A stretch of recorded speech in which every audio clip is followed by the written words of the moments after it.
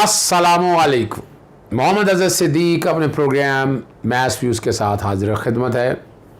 1 मई 2022। मई कौन भूल नहीं सकता। आपको पता है ये दिन एक अपनी अहमियत है और पूरी कौम हमारे मज़दूरों के साथ खड़ी है, उनके शाना बशाना खड़ी है। इस मुल्क की जड़ों में कुर्बानी की क्या क्या मिसालें कायम की है इन्होंने, तो कौम तो नहीं भूल सकती इनको, याद रखती है कौम। सलाम है इन सब लोगों को। जनाब वज़ीर आज़म इमरान खान साहब ने एक तुर्क का पत्ता और फेंक दिया और कहाँ पे टांग रही हैं उन लोगों की कि कहीं इन्वेस्टिगेशन ना हो जाए। हाँ, साइफ़र की बात कर रहा हूँ। सदर पाकिस्तान को वज़ीर आज़म इमरान खान ने ख़त लिख दिया है। डोनाल्ड लू की मुलाकात और जो ये सारी ऑपरेशन रजीम चेंज जो तब्दीली है हुकूमत के हवाले से, वो सारी चीज़ें सामने रख दी हैं ताकि आप लोगों को अंदाज़ा हो सके क्या हुआ इसमें। सबसे पहले तो आपको पता है क्या किया। बड़ी हिम्मत की बात है। मैं अपना वो ट्विटर बार बार चलाता हूँ सिर्फ बताने के लिए कि इमरान खान साहब ने रिस्क लिया। क्या रिस्क लिया? मेरा वो ट्वीट पढ़ लें आप। 27 मार्च का ट्वीट है। 6:42 में कहा है कि इमरान खान छक्का मारने के लिए तैयार हैं, असेंबलियाँ तहलील कर सकते हैं, अभी नो कॉन्फिडेंस मूव नहीं हुई है। जी मैंने ये कहा था। वो ट्वीट जो मेरा है वो तारीखी ट्वीट है और उसमें मैंने आगे की लाइन ऑफ एक्शन भी दी थी कि आगे रूलिंग से क्या कुछ किया जा सकता है। मगर इमरान ने उस दिन जलसे में अगर असेंबलियाँ तहलील कर देते तो वो चीज़ सामने नहीं आ सकती थी इस तरह से। उन्होंने रिस्क लिया। क्यों रिस्क लिया? कि तहरीक अदम एतमाद अपने मंतकी अंजाम की तरफ पहुंचे। खत बैकग्राउंड पे चल गया, सदर पाकिस्तान को लिख दिया, सदर पाकिस्तान पाबंद है, चीफ जस्टिस को लिख दिया। अब तो मेमो गेट की स्कैंडल की तर्ज पर ये अब बनेगा ये, और इसकी ताकीक होकर रहनी है और चेहरे बेनकाब होने हैं। पाकिस्तान के अंदर कौन कौन लोग शामिल हैं तारीखी तौर पर। फिर चीज़ें मैं बैकग्राउंड पे चला देता हूँ। हारून रशीद का कॉलम 17 फरवरी का, इंसार अब्बासी का कॉलम, मुझे भी पता थी कि ये सारा कुछ हो रहा है। फिर इन सब की उन लोगों से 80% लोग वो थे जो इस गवर्नमेंट को गिराने में लगे रहे, जो बाहर से पैसा आया, लूटमार की और गवर्नमेंट गिराने की कोशिश, साजिश में बराबर के शरीक थे।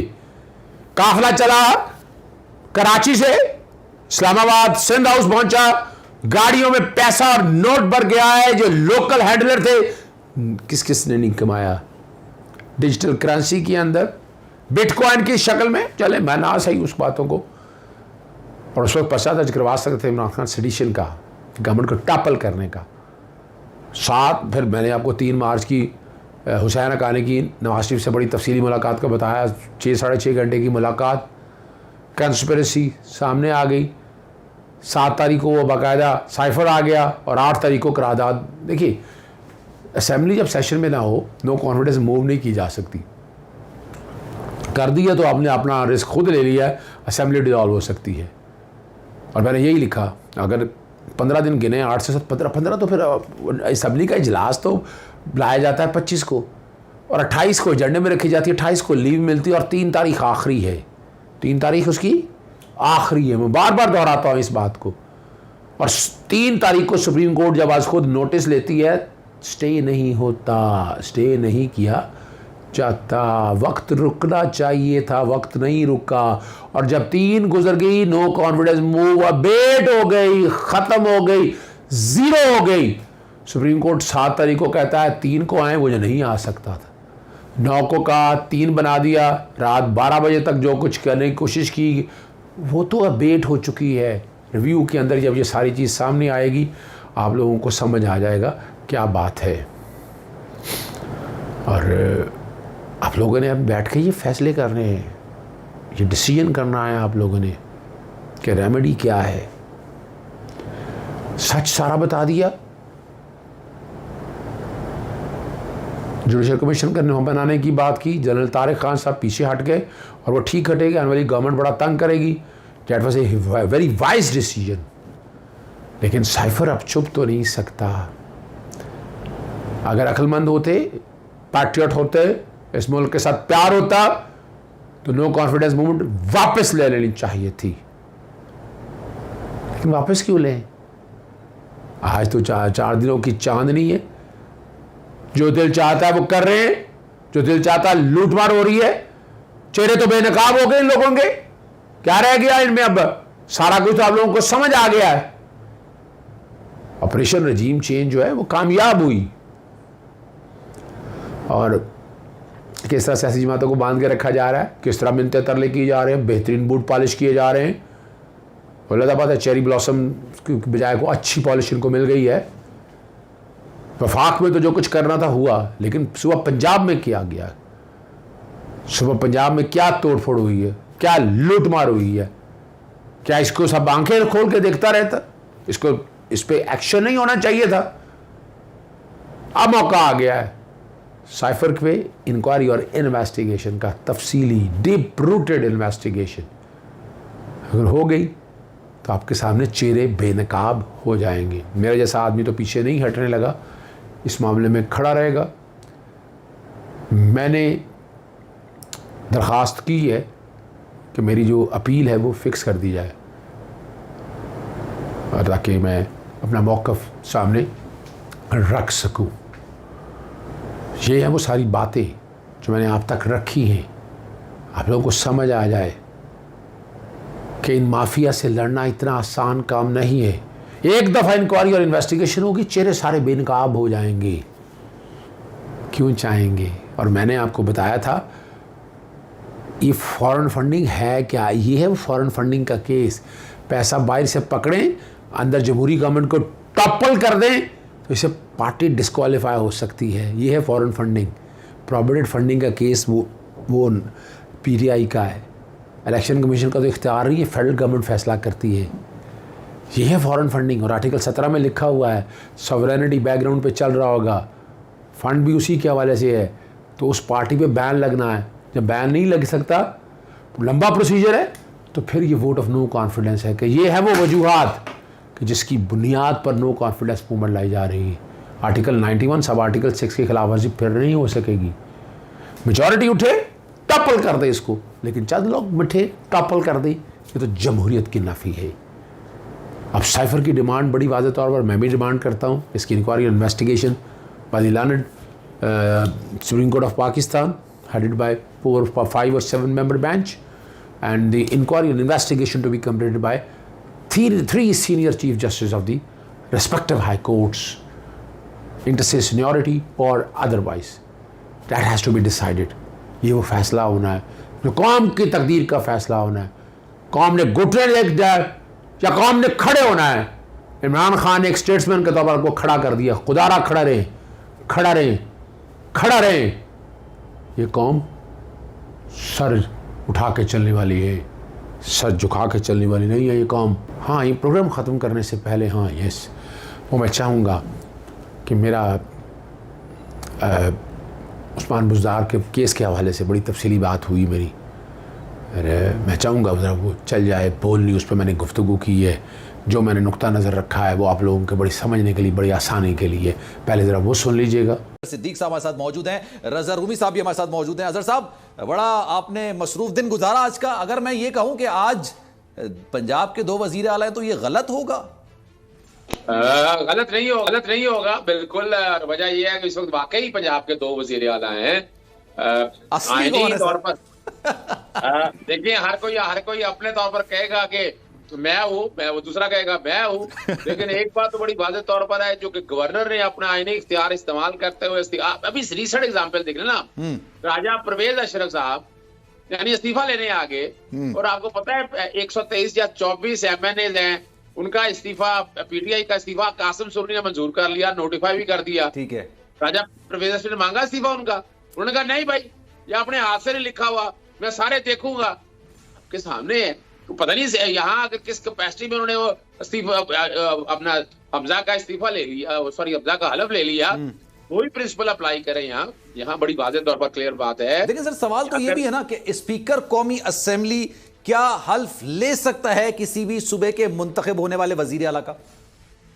ये नया आइन लिखा गया है, आप यूं कह सकते हैं। यानी आज तक पाकिस्तानी तारीख में या पूरी दुनिया की तारीख में एक फैसले पर अमल दरामद करने के लिए तीन आईनी दरखास्तें शायद पहली दफा हुई है। अच्छा। और तेज तरीन इंसाफ भी तो है ना, आपको पता है। यानी पहली जो है ना जी, 22 तारीख को जब फैसला होता है 30 घंटे में होता है फैसला, फिर जो 26 का फैसला होता है वो 24 घंटे में फैसला होता है, और जो 29 तारीख का फैसला होता है ये 12 घंटे में फैसला होता है। ना गवर्नर को नोटिस जाता है, ना सदर पाकिस्तान को नोटिस जाता है। और कमाल की बात है, यानी डायरेक्शन भी दे रहे हैं सदर को और गवर्नर को, वो तो आप दे नहीं सकते। हाईकोर्ट का तो इख्तियार ही नहीं है आइन के आर्टिकल 248 के तहत, और ये बात अदालत के सामने रखी है। यानी आज का फैसला भी अगर देखा जाए, कल का फैसला जो आज कहा गया आज इम्प्लीमेंट होना है, हमने दायर की इंट्रा कोर्ट अपील। वैसे तो रात 12 बजे तक कोशिश करते जी, रात इंट्रा कोर्ट अपील कोशिश की कि रात 12 बजे तक अदालतें खुली होती हैं, लग जाए, लेकिन नहीं लगी। आज दिन में लगी, और दिन में जब 12 लगाई गई तो उस वक्त तक हलफ हो चुका था। अदालत में जजेस बैठे हुए थे, लेकिन हाई कोर्ट के ऑफिस से जिस वक्त वहां पर रिकॉर्ड पहुंचा, वहां बताया हमने कि ये हलफ हो गया है, लेकिन आईनी सवाल है, अदालत ने ये तय करना है। आज अगर ये बात वाज़ेह तौर पर आ जाए कि जो अपना स्पीकर जो है उसका तो किरदार ही कोई नहीं है। पहली जजमेंट कहती है आइन के आर्टिकल 104 को फॉलो करें, दूसरी जजमेंट कहती है आर्टिकल 255 को फॉलो करें। अब अगर फर्ज करें इन पे अमल दरामद नहीं हुआ तो उसकी रेमेडी तो थी तौहीन अदालत। ये एक और रिट दायर करके उसको जबरदस्ती इंप्लीमेंट, यानी क्या आपने जुल्म किया। तारीख गवाह है इस बात की कि जुल्फकार अली भुट्टो साहब से एक अपील सर, इसको प्रिसाइजली और शॉर्टली अगर मैं समझूं, फिर उसके बाद मैं रजा साहब की तरफ जाऊंगा कि आप ये कह रहे हैं कि इसका हल ये हो सकता था कि जिसने अदालत का हुक्म नहीं माना उसके खिलाफ तौहीन अदालत की कार्रवाई हो सकती थी, ये नहीं कहा जा सकता था कि स्पीकर कौमी असेंबली इसका हल्फ ले। ऐसा ही है जी, बिल्कुल। बड़ा वजाहत के देखें, एक और बड़ी जबरदस्त बात है, आइन में जो चीज लिखी उस पर अमल होना है। आइन में ये लिखा ही नहीं और कह दिया कि ये करना है। फिर दूसरा एक और है कि जो वजीर आज़म पाकिस्तान को समरी गई, वो समरी में तजवीज किया गया था कि चेयरमैन सेनेट से आप हल्फ ले लें। आइन के आर्टिकल 48 के तहत है 15 दिन समरी जाकर फिर वापस आनी है, फिर 10 दिन 25 दिन का टाइम है। अभी तो हार्डली 8 या 9 दिन गुजरे हैं। हाईकोर्ट कह रहा है नहीं आज ही अमल दरामद करें, तो हाईकोर्ट तो खुद अदालती अहकामात की खिलाफ वर्जी कर रही है। आप लार्जर बेंच तश्कील दे दिया है और ये सारी चीजें अदालत के सामने आएंगी। एक मुतफरक दरखास्त मैंने दे दी है आपके उसी सवाल के हवाले से, क्या गवर्नर का ऑर्डर आ चुका है, वजीर आला और काबीना बहाल हो चुकी है, नया तो हलफ ले नहीं सकते थे, और जो नया हलफ लिया उसमें भी कानूनी सुकम बहुत ज्यादा है। गवर्नर की एडवाइस मौजूद है, वो दरखास्त दायर की है कि उस अपने हमजा को ये ओहदा इस्तेमाल करने से रोका जाए। ठीक है। अच्छा रजा साहब, आप बताइए क्या कहेंगे सर, ये पंजाब की जो सूरत हाल है, पाकिस्तान का इतना बड़ा सूबा है, 12 करोड़ की आबादी है, पिछले 2 हफ्ते से यहां पर सूरत हाल काफी ज्यादा संगीन थी। अब आप समझते हैं हमजा शहबाजी वजीर आला है? जी, सबसे पहले तो ये बात है 2 हफ्ते नहीं, पूरा 1 महीना पाकिस्तान का सबसे बड़ा सूबा जो है वो बगैर किसी हुकूमत के, काबीना के फंक्शन कर रहा था। एक सियासी और एक कानूनी और अब ये आईनी बहरान जो है उसका सामना था, और आज उसका एक हल निकला है। अब अजहर साहब को तो वो नहीं पसंद आ रहा, वो वही मसला है कि पाकिस्तान में अदालतों के जो फैसले हैं वो सियासी पार्टियां तस्लीम नहीं करती। जो उनके हक में आता है उसको वो उसकी तारीफ करती हैं, जो उनके खिलाफ आता है फिर वो अदालतों को बुरा भला कहते हैं। बात यह है कि अगर तो ये एक जो हमजा शहबाज शरीफ हैं वो एक असेंबली के इजलास में मुंतखब हुए, उनको मेजॉरिटी ने मुंतखब किया।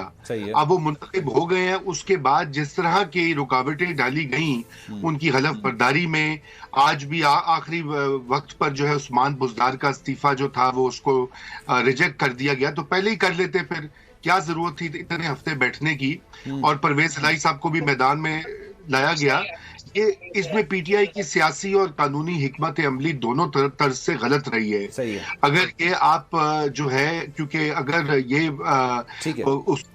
उस्मान बुज़दार को रिस्टोर ही करना था तो आज सुबह करने से क्या जरूरत है, उसे तो मेला फ्राइडे इंटेंट।